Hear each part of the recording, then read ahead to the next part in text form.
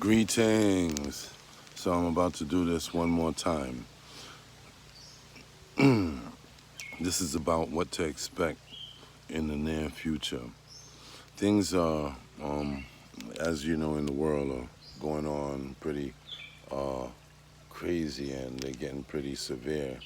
And like I stated during my last broadcast about an hour ago, I told you there would be a part two. This is part two. Um, that there's several extinction level events going on, and these things have been pretty well thought out and pretty well planned. And just to let you know how and why these things are happening, they're not happening by accident.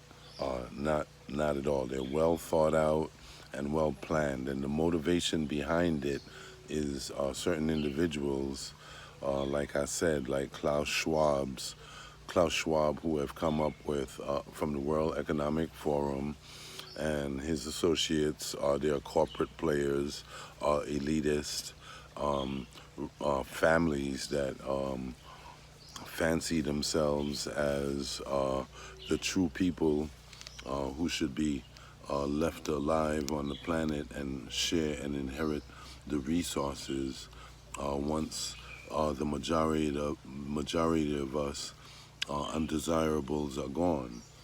So they have this thing called sustainable development.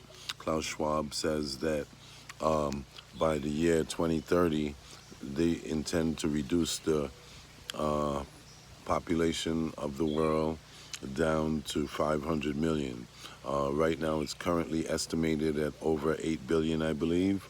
So a whole bunch of people are about to be eliminated. There's about to be a whole bunch of available real estate, all around, because a lot of people have chosen to euthanize themselves as a result of this recent pandemic, out of ignorance and trust in the system.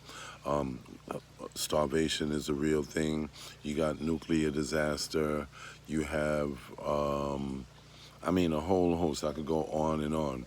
And the way it's happening is by collapsing all of the systems that we're used to depending upon. When it comes to freedom and liberty and all of those things that have been cherished in years past by our ancestors, people who knew what it took to just gain the few little rights that they had. A lot of people had to die for it or whatever. And how people eventually acquired all of those rights was through struggle. Don't get me wrong now. I'm not saying that it wasn't as though they were not mentally challenged about other things like the topic of slavery and, the whole, economic, which is the right type system type of thing, like capitalism versus communism and socialism and all of those different theories arose out of the times that we've gone through during different stages. But the whole time, people have come to the conclusion in all of those different instances that the government was indeed their friend. Come to find out that in the past 100 years, the number one killer of people throughout the world has been government. Look it out. Look it up. It's called. Is it? Is it? I forgot where the government kills the people. I think it's called democide or something like that. But yeah, this is not including war. This is just people who were dissenters and didn't go along with the program and what have you. Anyway, so what's going to happen now is the people who have put their faith in the system and thought that things would always be the same, or gonna begin to find that the rug is gonna be pulled out from under them. And then what? When the rug is pulled out from under you, you're gonna be, regardless of who's to blame or whatever, you're gonna be facing some serious situation. Like for you pet owners, how you gonna feed your dogs and your cats and your horses or whatever types of pets that you have that you love and cherish. How you gonna feed your children? How you gonna feed yourself? What about those people who are afflicted with illnesses, such as diabetes or cancer or a whole bunch of other life-threatening things who depend on medicines to obtain them? And you've been people have been sharing remedies with you about all kind of things on the internet for years and years. I know because I've seen them.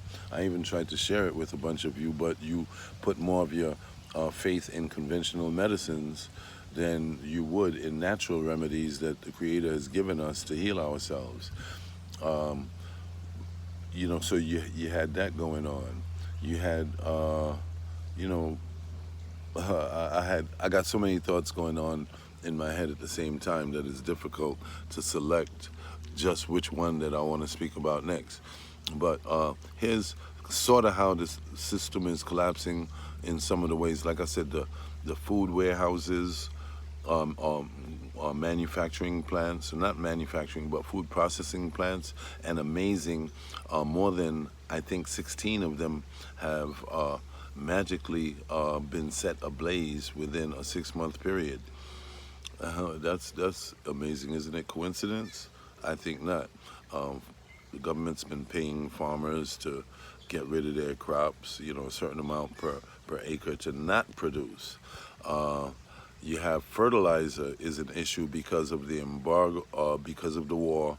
Russia being one of the number one producers of fertilizer, well, we can't get fertilizer now to fertilize our fields, which will significantly limit the amount of yields that we would get if our farmers were indeed still farming. But farming has been made so difficult for farmers that farmers seem as though they'll be focusing now on producing for themselves and their families. And they'll have a difficult time doing that too, because getting the replacement parts for their tractors and stuff like that, they'll actually literally have to go out there and work.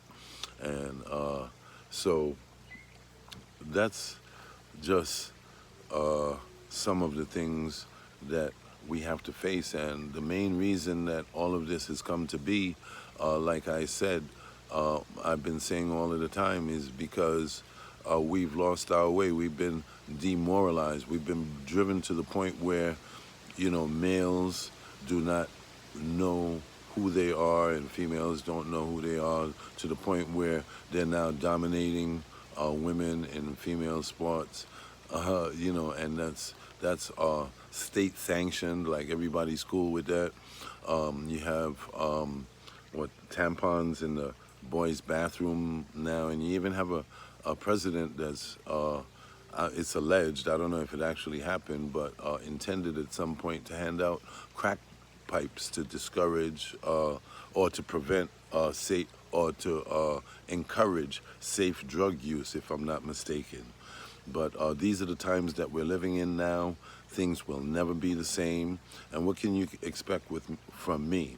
Do I feel that there's some type of answer? Can the people come together now?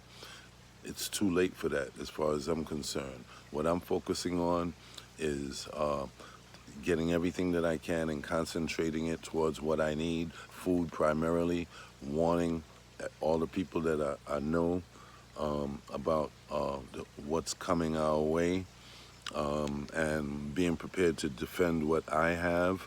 I'm planting food. I'm encouraging others to do the same thing. And, the people around you who you've been warning, it's like a grasshopper and an ant type of scenario. Those people are going to, after their lifelong philandering, are going to be coming back during times of winter and be like, oh man, you know what? That shit that you were saying was true, but I fucked up, man. Yo, could I get some of your food? And at that point, they're going to be an enemy, like a zombie. Oh, they're going to be your enemy too, your first enemies, because they're going to be like, what you mean? So you just going to let me and my people starve? And, they're going to be too heavy, man. You can't carry them too, so you're going to have to make some decisions, as to how to handle them types of situations. Anyway, that's it. Until next time, right on to the real, death to the fakers, justify your existence or die like a punk, and may we all get exactly what the fuck we deserve. This has been another Chief Fair None presentation. Out. One.